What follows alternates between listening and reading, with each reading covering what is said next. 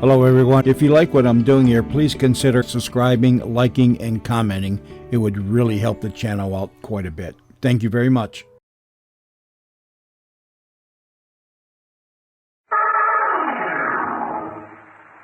Mystery is my hobby.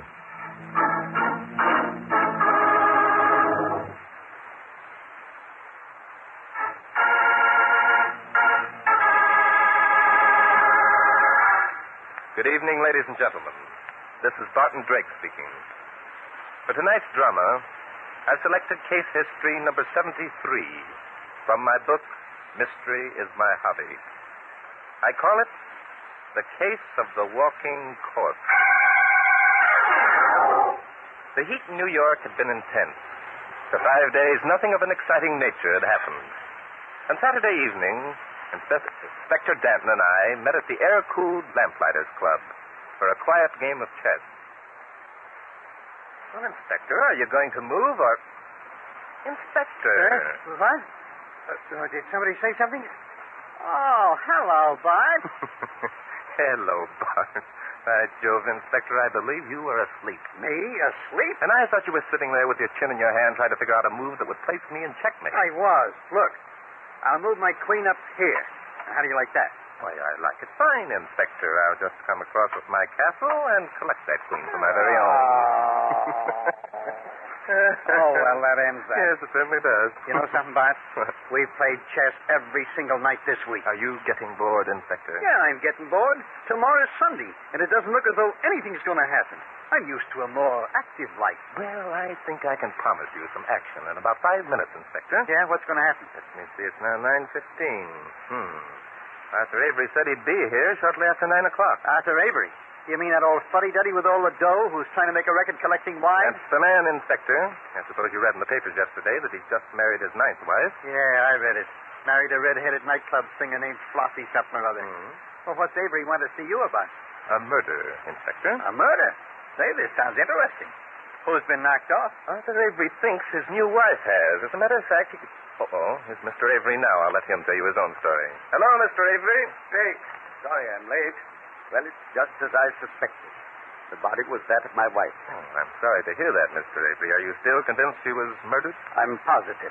She was found lying near the railroad track. Pardon me for interrupting, but would you two like to be alone? Oh, I'm sorry, Inspector. Mr. Avery, this is my co-worker, Inspector Noah Danton. Hi. Danton. I've heard that name before. I'm sure I have. How do you do, Inspector Danton? I said hi. Yes, of course. Hi. Hi.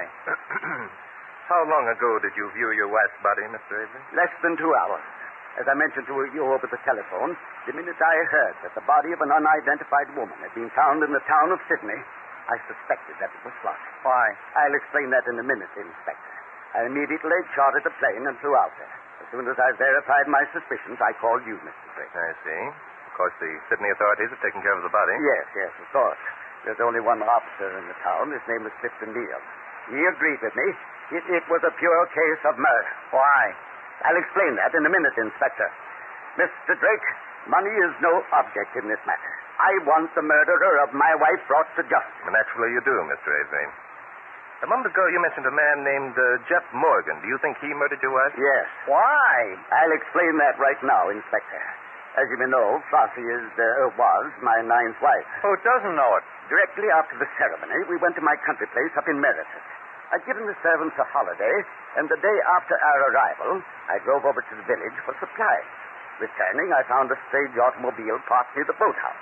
Somewhat perturbed, I hurried towards the cottage and heard the sound of voices. Stop it, I say. You mustn't kiss me. You mustn't. No. Guys are strange, haven't they, baby? They just sound any kind of like my kisses. Let me alone, Jeff. Don't you realize I'm married? Married? Sweetheart, how long are you going to stick with old Bluebeard before you throw him over and start suing for alimony?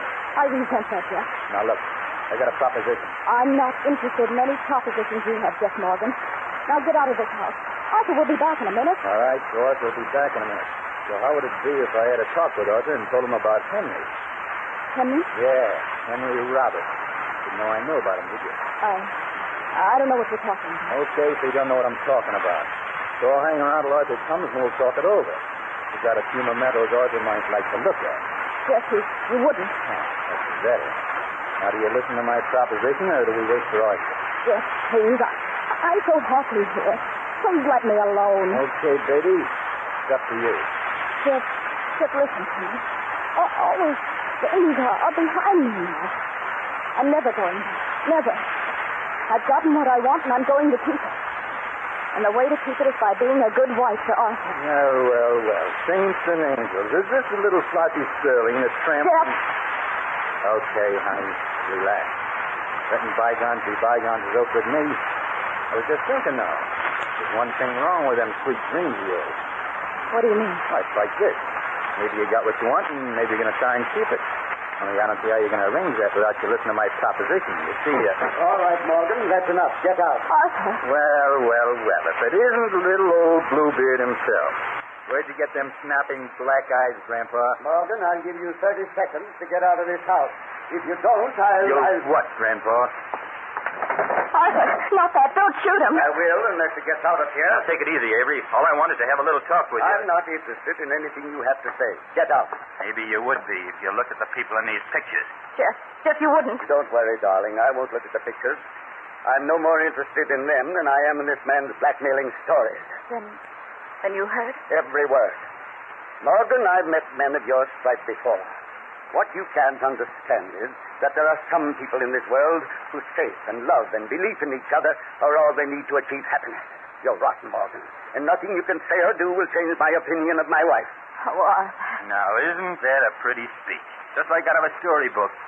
Avery, I got news for you. Flossie is not your wife. Are you mad? Flossie and I were married yesterday in New York. That's what you think. Law's got a funny habit of raising objections when a babe gets married to two men at the same time. What do you mean, Jeff? Flossie, is this true? No, I was married before. Perhaps I should have told you. But you divorced him. Yes. That's all I want to know. Morgan, I'm telling you for the last time, get out. Why, you lying little cheat. Arthur, he's... Here, you keep away from her, Morgan. You old fool. Keep your hands off of me. I'll shoot. Arthur! Here's one right on the button, Grandpa.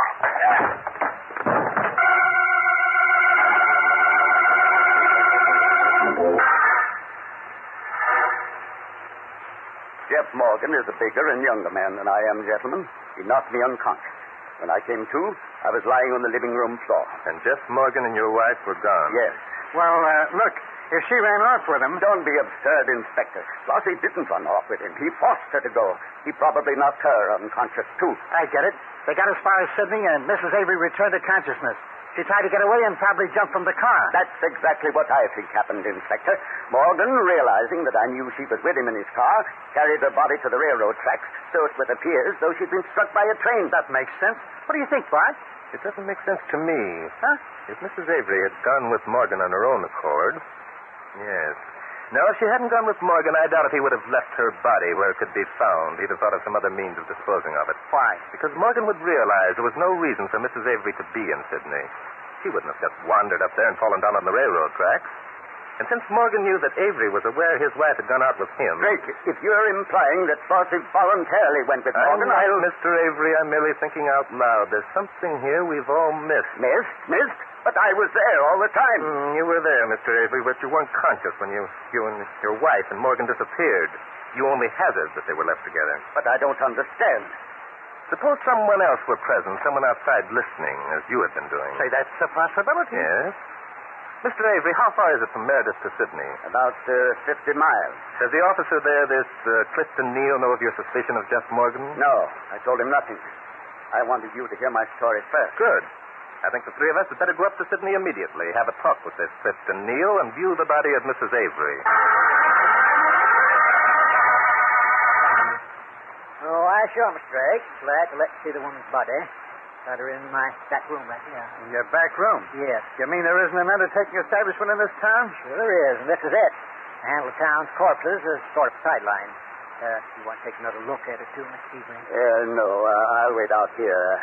You understand, Mr. Drake? Yes, of course. All right, Mr. Neal, let's go. Yep, right through this here door. Ain't got her laid out as yet. Ain't had time. Just like she was when I lugged her over from the railroad track. Just wait till I throw this here sheet back. Oh, there you are. Hey, she certainly got banged up a lot, didn't she, Bart? Yes. Face cut and bruised, hair matted with mud and blood. What would you say was the cause of death, Mr. Neal? Well, I ain't made a very good examination yet.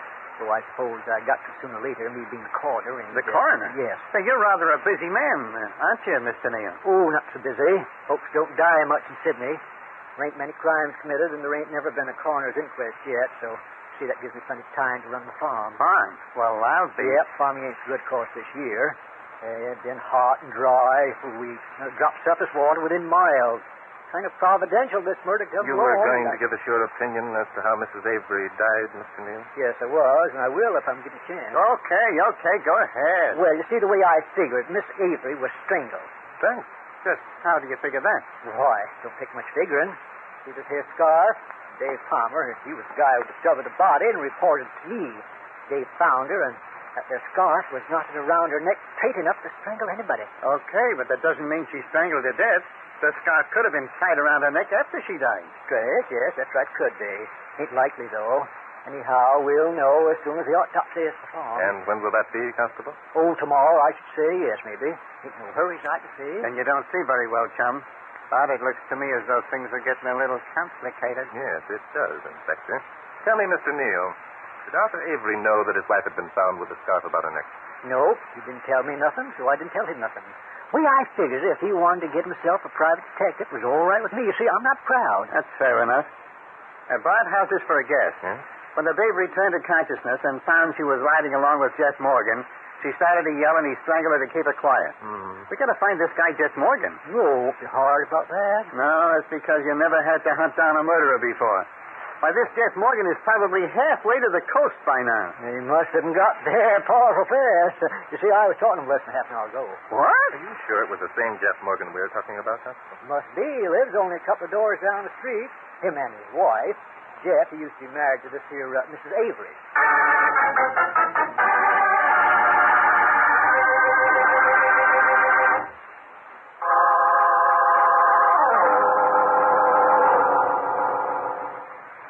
I'm positive that scarf didn't belong to Flossie, Mr. Drake.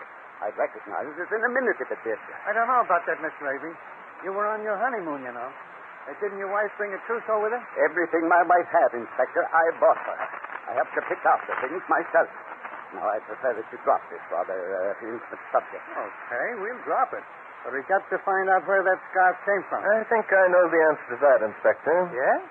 Mr. Avery, did you know that your wife had been married to Jeff Morgan? No, I knew she'd been married, but I didn't know the man's name. The fact that it was Morgan gives him, to my mind, a stronger motive for murdering her. Why? Oh, for heaven's sake, Inspector, do you have to ask me why every time I make a statement? Isn't the answer obvious? Not to me, it is. I believe we're all agreed that Jeff Morgan at least had the opportunity of murdering Mrs. Avery. Inspector, I think our next move is to drop in on Jeff Morgan and his wife and have a talk with them.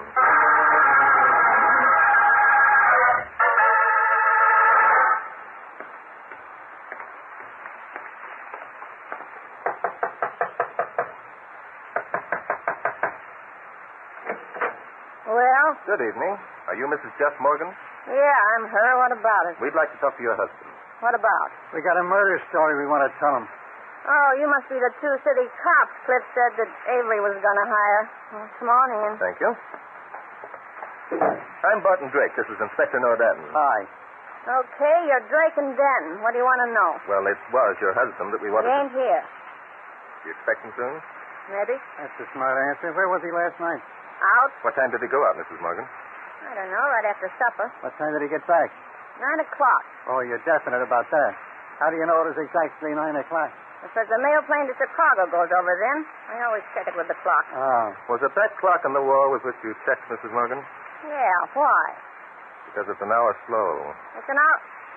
Oh, smart guy, huh? Smart enough to figure you're trying to establish an alibi for your husband. Yeah? Well, let's see if you're smart enough to figure out how you're going to prove that clock was an hour slow when the mail plane went over last night. Huh? Mrs. Morgan, did you ever see this scarf before? See that?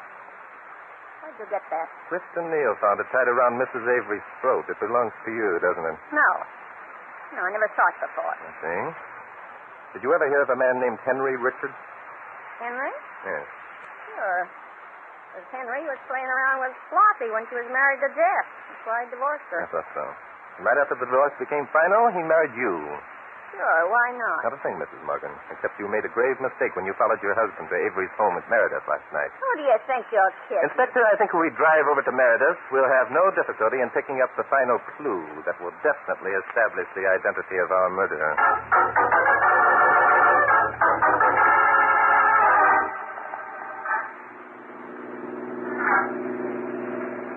Turn here, Inspector. Okay.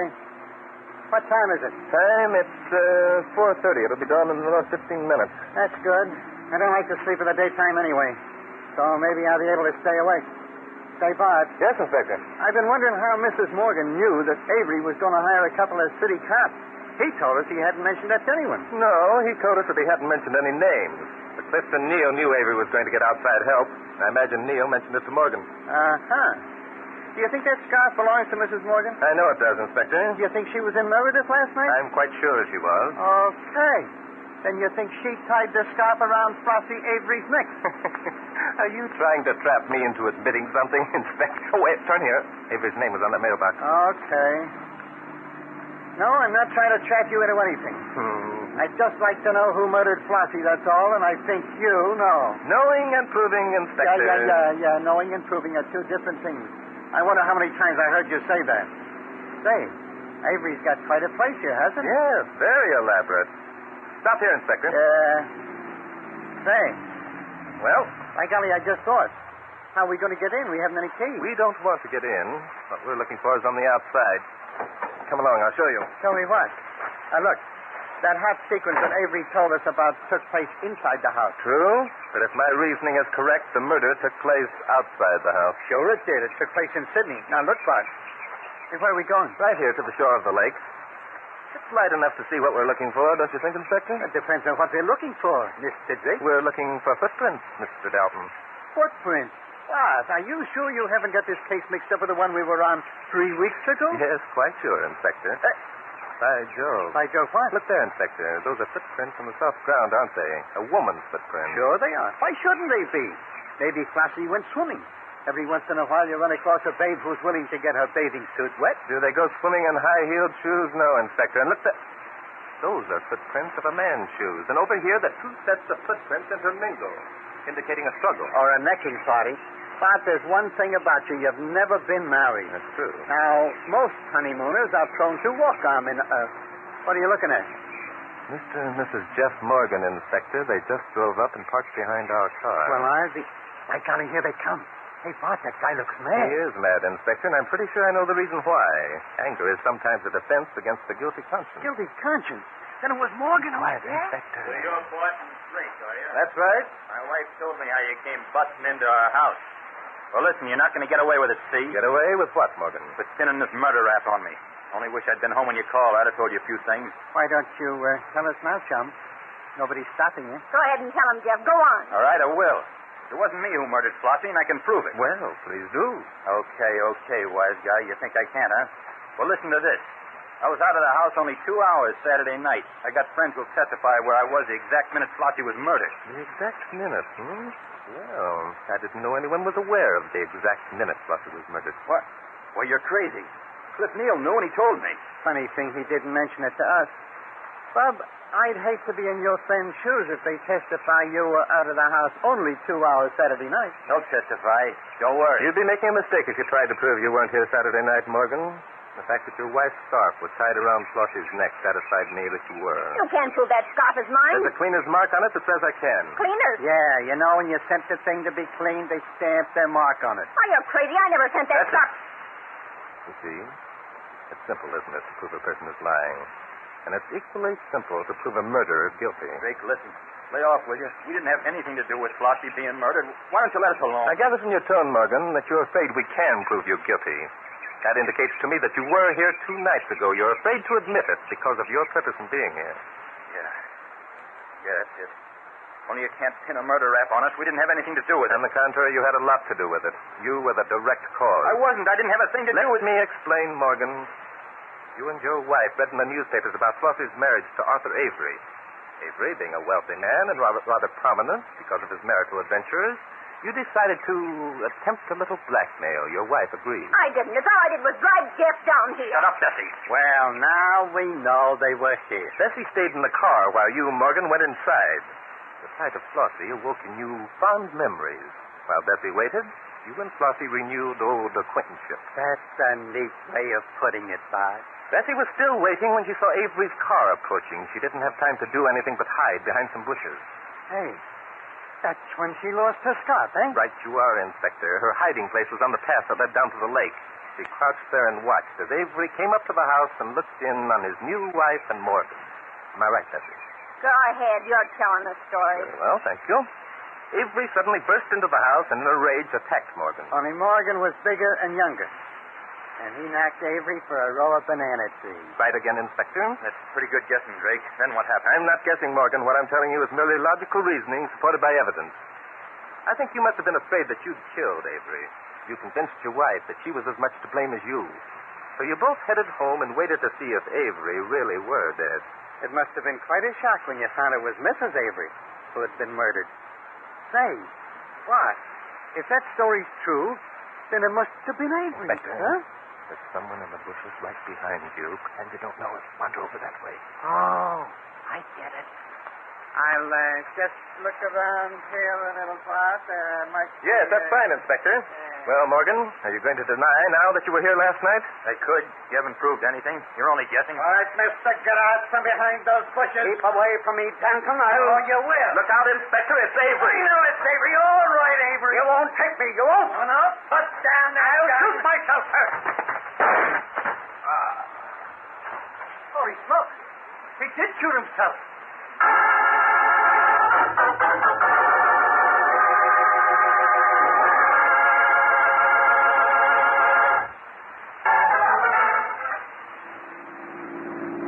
You can go to sleep if you want to, Inspector. Still a long way to New York. Not me, son.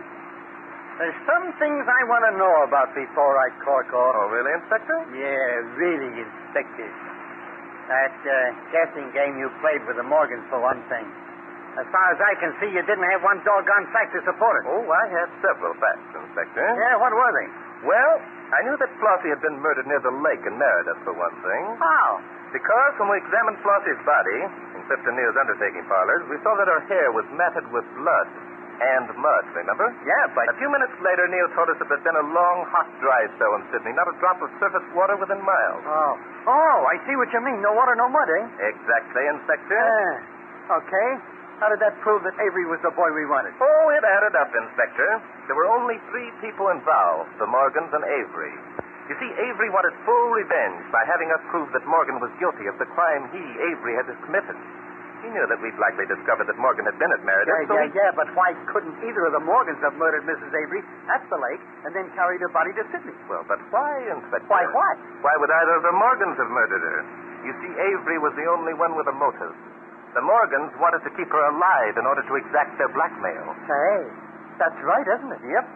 Well, I guess I can go to sleep now. To sleep, Inspector, but the case isn't closed yet. Huh? What do you mean it's not closed? It never is, Inspector, until I say mystery is my hobby.